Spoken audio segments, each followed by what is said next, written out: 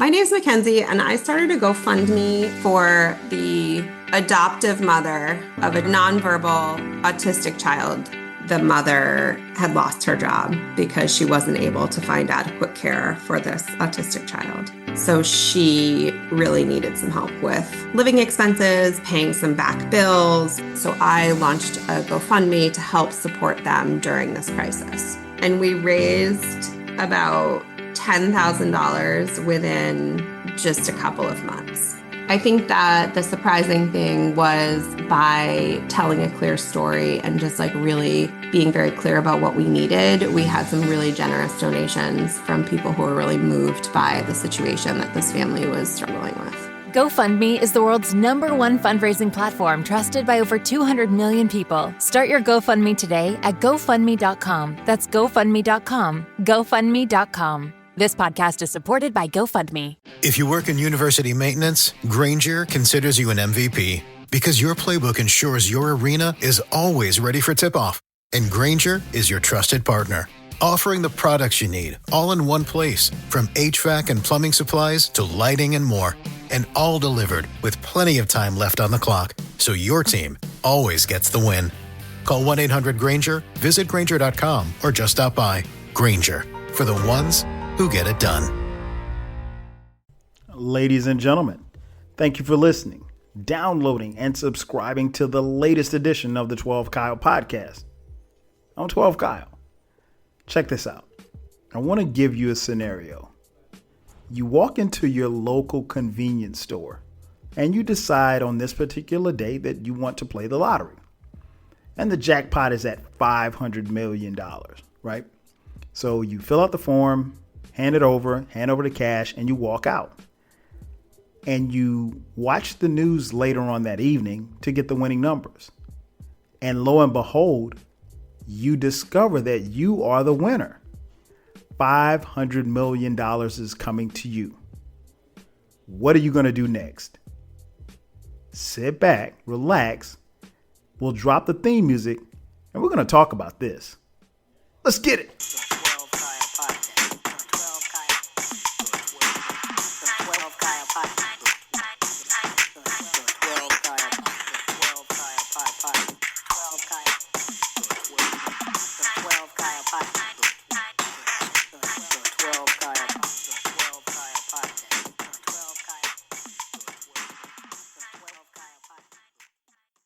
What if you could have over $500 million, but the only catch is everyone would know who you are?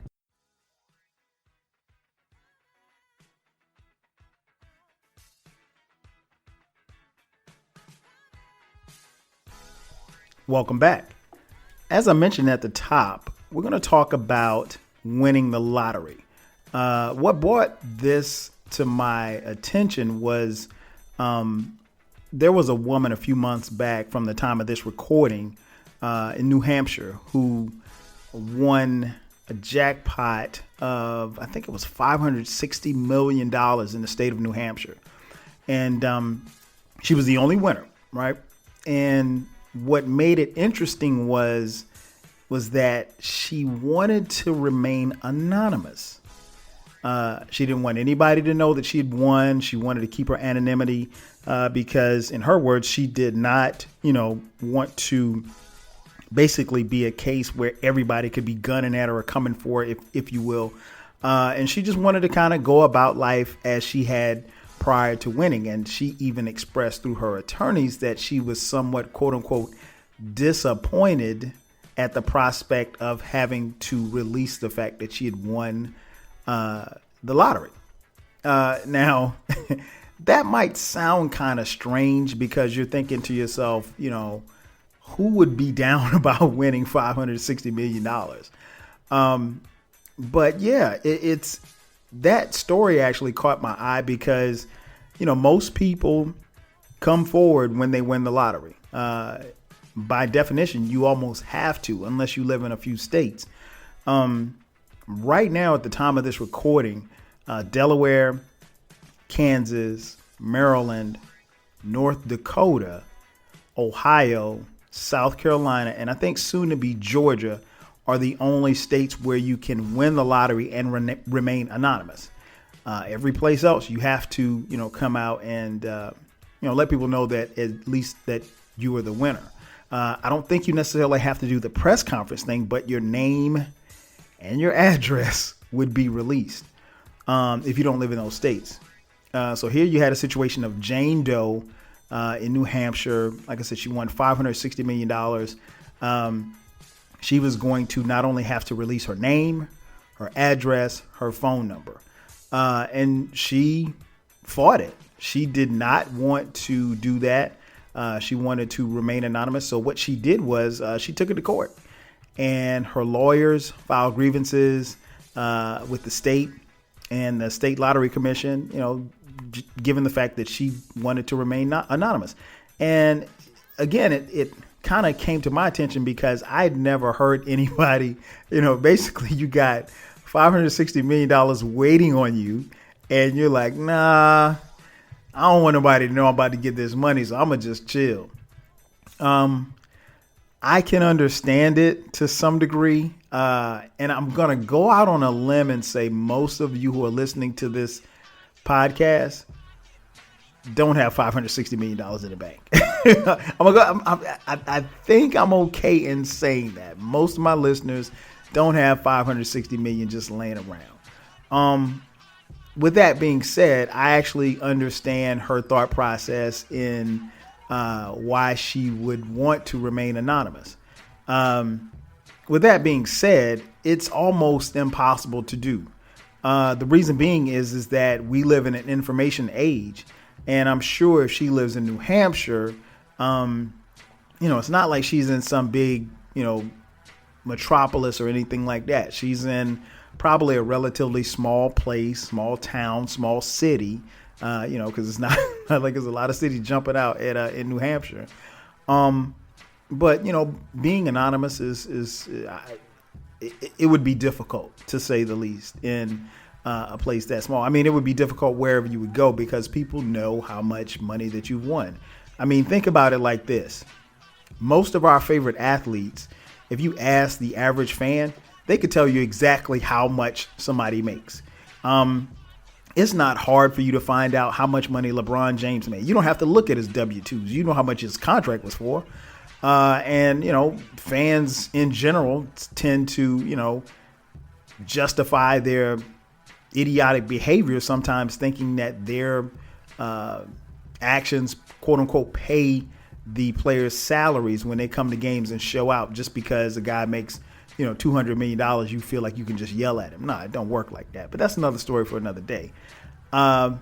Nonetheless, think about it like this.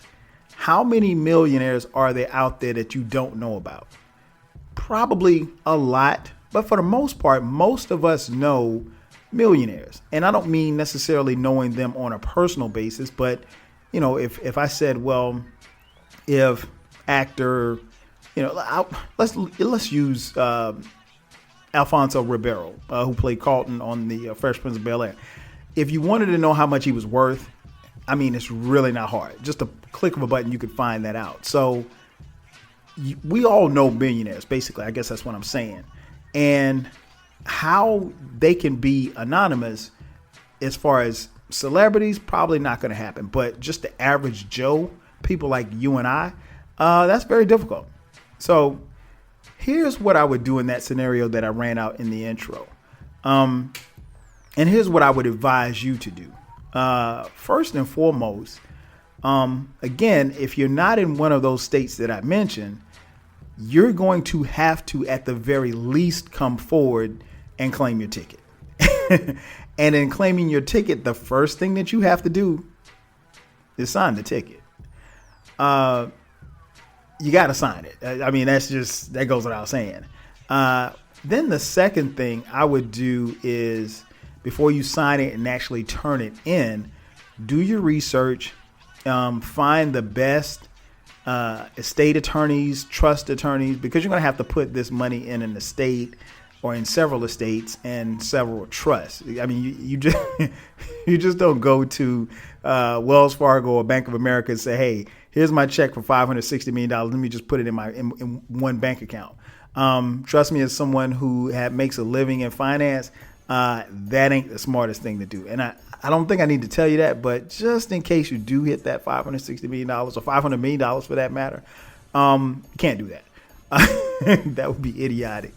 Also, financial planners, paramount. Find yourself a great set of financial planners. I would get more than one. So basically, you have to assemble a financial team first and foremost if you hit the lottery. That is paramount because you just can't win the lottery and then go to the claims office, if you will, and turn in your ticket and just think you're just going to go home and everything just be chill. It don't work like that.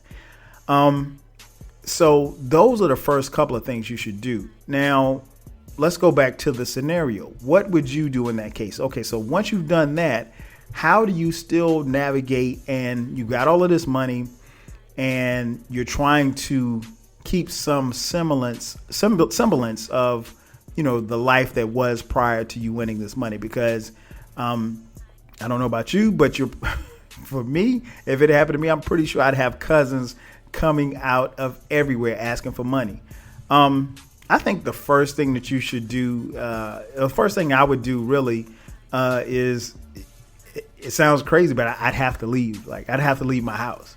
Not that I would be fearful of anybody trying to come in my house, because if somebody tried to come in my house, I got something to protect me and mine. I'll just put it like that. So I'm not worried about that. But I will say, if that happened to me, I think I would have to leave my house. And I wouldn't want to leave my house because I've been in my house, 15 years now. But I'd have to leave my house and go someplace else, at least for the time being. I don't know. I don't think that I would be one of those people that, has to have security and all of this stuff. I love the schools where my kids go to school. So I wouldn't worry about somebody, trying to harm them or anything like that. I would be cautious, but I don't think I'd be any more cautious than I am, any other day. But life would change. So what do you do going forward if you become, a lottery winner? And you can't be anonymous. Everybody knows that you have the money. You got the bread, you got Scratch, Skrilla, whatever you want to call it, Fetty, cheese. You got the money, so what next? I think the next move I would do, and I would recommend that you do this as well, once you have your financial team set up, I think the best thing that you can do is keep your mouth shut, right? Especially if you're in a state where you can remain anonymous. Keep your mouth shut. I mean, a secret stays a secret, but once you tell somebody, it's no longer a secret anymore. But if you have to come forward, I think you have to assemble yourself and, reach out to family and friends and say, hey, this is what's happened. I'm going to be making this move, that move, and so forth and so on. And I think once you do that, once you reach out to family and friends and let them know what's going on, that should alleviate some stress. But, if you got family and friends that, see you as a payday, it could create more stress. I think one of the biggest things that I would advise people to do is learn to use the word no. Let me say that again. Learn to use the word no. Learn to use the words hell no. Because you're going to need to be able to say that as well and not be offended when people get upset because you said hell no to their request to get money. I would say set up an amount that you would like to give to family members and friends for financial reasons and judiciary reasons, fiduciary reasons. I'm sorry. You can give gifts without having a huge money and paper trail under 10 grand. I think it's like $9,999, what have you. So as long as it's under 10 grand, you're okay. Let's say that's the amount that you want to give to, 20 of your family members and friends. Set up a meeting with everybody. Let them know that, hey, here's your check for 10 grand, if you will. And, this is a gift from me to you. Don't spend it like you want it because you didn't. I think if you're honest with people, they'll understand. But now there's going to be a segment of people that feel like, okay, you got $500 million. Why are you only giving me 10 grand? You know, I could use this or I could use that. Again, learn to use the word no. If you have a family, obviously you want to, because here's the thing. You can't, like in my case, I have kids. My wife and I have kids. I can't take the money with me. Like at some point, hopefully a point long from now, but at some point I'm not going to walk on this earth. So the world did exist before I got here. And surprisingly, it's going to exist when I'm not here. So obviously, I would think that particularly if you have kids like me, you would want a situation where you would have the money in your family for generations and generations and generations to come. I would be very, very careful, especially initially on what I spent my money on. And anybody knows me knows that I'm frugal, borderline cheap. But no, I do like to spend on others. When I say frugal and cheap, I don't really spend money on myself like that. But I think, it's reasonable to, at least for me, buy maybe a couple of cars. And when I say cars, I mean like maybe one sports car, a family SUV, and then, something, a toy, if you will. And that could be whatever it is. And then after that, you want to take care of others. I have parents, so I want to take care of them financially and so forth and so on. And whatever your situation is, where you feel like you want to take care of your immediate family, you do that. But you also need to set limits and expectations, because a lot of times people, because they see that number, they don't know that in theory, if you win $500 million, you're only going to get 250. That's, because Uncle Sam is coming off off the top rope for the money. So it's not going to be what you think it is. And then after that, you have to be able to balance as to what you spend your money on. And I know what you're thinking. Like, okay, if I still get $250 million, I can't blow $250 million. Well, yes, you can. I mean, you could get on coke. You could, get a gambling habit. It could be any number of things, bad investments. The money could go. And you don't need me to tell you that, there's a long list of people who have been lottery winners who have blown the money that they got. So, it's very possible and very plausible that it could happen. Don't let it happen to you. I think the next thing that you need to do is just really be focused as to what is next. I've heard people say that, if they won the lottery, they'd continue to work. I like my job, right?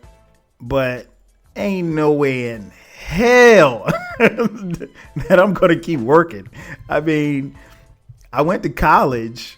I went to South Carolina State University and graduated with a marketing degree. One of the first things that they taught us in the School of Business is, you have to position yourself to better yourself. And so if I hit the lottery, I have ultimately bettered myself. So I don't need to work anymore. I mean, work around the house, maybe. I don't even know if I work around the house. Who am I kidding? I'm not doing any damn work. But no knock on those who want to, but understand that, most of us work and we enjoy the check that we get. But when you don't need that check, the motivation actually to work, is probably not going to be there. So, but you tell me, would you still work if you had $500 million, a lottery winnings? Then I think the next thing is, like I said, just setting up for the future. If you have kids, if you're married, if it's something that you would like to do, maybe take trips. But after that, ultimately you still have to be who you are. You can't get lost in the money. You can't get lost in the notoriety or what have you. Some people get lost in these newfound relationships that happen once people find out that they become lottery winners. So, your new boo, really could be out for your money, so you got to be careful for stuff like that. But I think you really have to think long term and think where it is that you want to be. And ultimately, winning the lottery, winning $500 million is not going to make you happy. Trust me, if you weren't happy before you won the money, trust me, the money will make it that much worse. I know of quite a few millionaires who are extremely unhappy. So yeah, I think you have to have a plan in action as to what it is that you want to do for the rest of your life. Because in essence, you would have, set up yourself financially for the rest of your life. Now what? You're 30 years old and you know that you're going to have to work another day in your life. How are you going to live? How are you going to spend? Where are you going to live? Are you going to stay where you are? Are you going to buy a new house or build a new house? Do you want to travel the world? All of these things you have to think out. And most of us have these daydreams as to how it would be if and when we won the lottery. But once that becomes a reality, we have no clue. So winning $500 million, it could be the gift and the curse, honestly. So I think what you have to do is just really, really plan for the future and plan for the now and plan for what it is that you have to do. But there's no way that you could think that your life isn't going to change, because ultimately it's going to change. The biggest question is, will you change? That's going to do it for me. Thanks for again for checking out the latest edition of the 12 Kyle podcast. I'm your boy 12 Kyle. I'll catch you guys next time. 5 Gs. When you manage procurement for multiple facilities, every order matters. But when it's for a hospital system, they matter even more. Grainger gets it and knows there's no time for managing multiple suppliers and no room for shipping delays. That's why Grainger offers millions of products in fast, dependable delivery, so you can keep your facility stocked, safe, and running smoothly. Call 1-800-GRAINGER, click Grainger.com, or just stop by. Grainger, for the ones who get it done. If you work in university maintenance, Grainger considers you an MVP because your playbook ensures your arena is always ready for tip-off. And Grainger is your trusted partner, offering the products you need all in one place, from HVAC and plumbing supplies to lighting and more. And all delivered with plenty of time left on the clock, so your team always gets the win. Call 1-800-GRAINGER, visit Grainger.com, or just stop by. Grainger, for the ones who get it done.